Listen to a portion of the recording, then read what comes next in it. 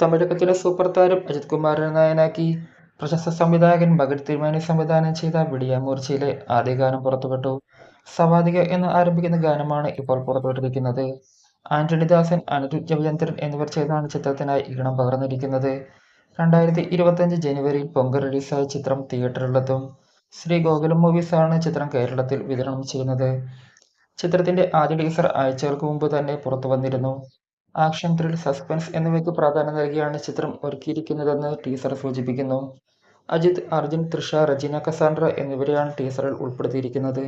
ചിത്രത്തിന്റെ first look ഉൾപ്പെടെയുള്ള നേരത്തെ പുറത്തുവന്ന പോസ്റ്ററുകളും മികച്ച പ്രേക്ഷക പ്രതികരണം നേടിയിരുന്നു.